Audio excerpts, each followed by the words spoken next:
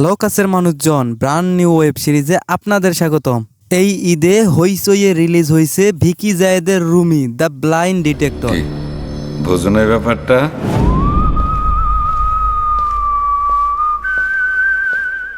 6 এপিসোডের এই ওয়েব সিরিজে কি কি ছিল তা নিয়েই আজকের ভিডিও। চলেন শুরু করা যাক।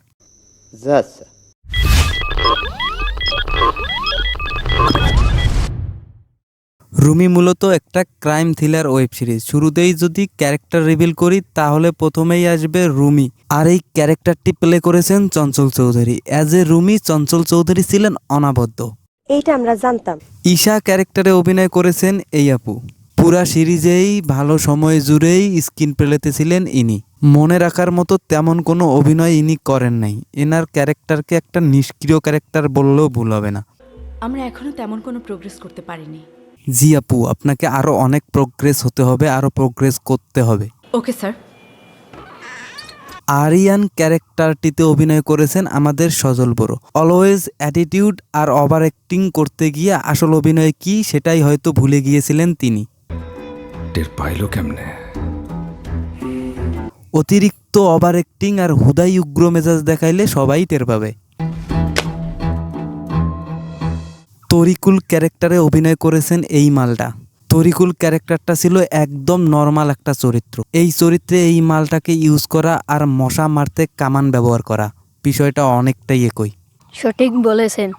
সজীব, নেহা, অর্ণব এই তিনজনের ক্যামিও। ওর কি আছে যেটা আমার নেই? আই গেস বস। আর সোনিয়া আক্তার ও বশিরের চরিত্র গল্পটিকে আরো গভীরে নিয়ে গেছে। ক্যারেক্টার রিভিল শেষ, এখন গল্পে ফেরা যাক। ঠিক আছে।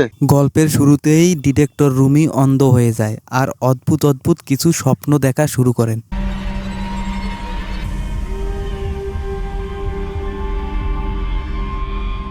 প্রতিটা স্বপ্নই ছিল কেস সমাধানের এক একটা ক্লু, আর এই ক্লুগুলো রুমি শেয়ার করতেন ঈশার কাছে। এই স্বপ্নটা বিট্রেয়াল বা ধোঁকা বোঝাচ্ছে। যাকে তুমি ভালোবাসো তাকে ঠকিয়ে চালাকি করে অন্য কারোর সাথে সম্পর্ক স্থাপন করা বিট্রেয়ালের সংকেত। এই ক্লুগুলোকে কাজে লাগিয়ে নেহা হত্যার কেসটা অনেক সহজ করে ফেলেন ঈশা। তাহলে পরে তুমি এক কাম করো, এখন সোনিয়াক অ্যারেস্ট করে ফেলা দাও। তাহলে দেখবে যে সমস্ত ঘটনা আস্তে আস্তে করে বাইরে হয়ে আসবে। ক্লিয়ার? শ্রীজনগর। বাট গল্পের মাঝে হঠাৎ করে এন্ট্রি নেওয়া কালো হুডি ও মাস্ক পরা এক লোক গল্পটাকে আরো ইন্টারেস্টিং ও আনপ্রেডিক্টেবল করে তোলেন। যে একজন হুডি পরা লোকরে তো আমিও বেশ কয়েকবার আমাদের বাড়ির সামনের গলিতে দাঁড়ায় থাকতে দেখছি। স্যার, ইমিডিয়েটলি আপনার বাসায় ফোর্স মোতায়েন করতে হবে। এই হুডি পরা লোকটাকে আমার বিপজ্জনক মনে হচ্ছে। We can't take any chance. ঠিক আছে। শেষ পর্যন্ত নেহা হত্যা কেসের মেইন সাসপেক্ট সোনিয়া আক্তারকে ধরতে সক্ষম হন আরিয়ান ও ঈশা। ঠিক যেভাবে ছোট্ট নেহাকে হত্যা করেছিলাম সেইভাবে আমি নেহাকে হত্যা করলাম। মনে হচ্ছিল গল্প এখানেই শেষ, কিন্তু গল্পের একদম শেষে রুমি বাসায় ফিরে মুখোমুখি হন কালো মাস্ক ও হুডি পরা লোকটির সাথে। এরপর লোকটি নিজেই তার ফেস রিভিল করেন আর নিজেকে রুমির টুইন ব্রাদার হিসেবে দাবি করেন। কে আপনি?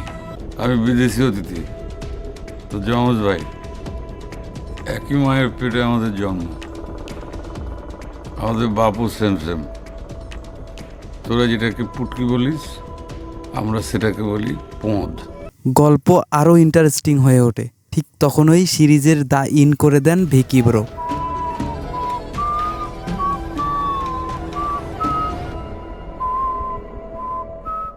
যাই হোক, রুমি সিরিজের স্টোরি, স্ক্রিন প্লে ও বিজিএম সবকিছুই ছিল অসাধারণ।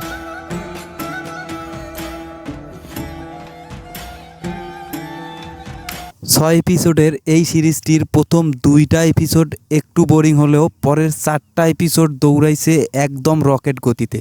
আর এই রকেট গতির পাইলট ছিলেন রুমি নিজেই, অর্থাৎ চঞ্চল চৌধুরী। আমি যখন আমার চাওয়ার পেছনে ছুটি, আমার দিন কাটে অস্বস্তিতে।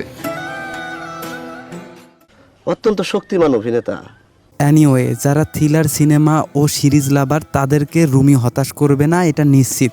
যাই হোক, আজ এই পর্যন্তই। ভিডিও ভালো লাগলে সামাজিক কাজে লেগে পড়ুন, চ্যানেলে নতুন হয়ে থাকলে সাবস্ক্রাইব করুন আর বাকি ভিডিওগুলো টেস্ট করুন। দেখা হবে, হ্যাঁ, আসি।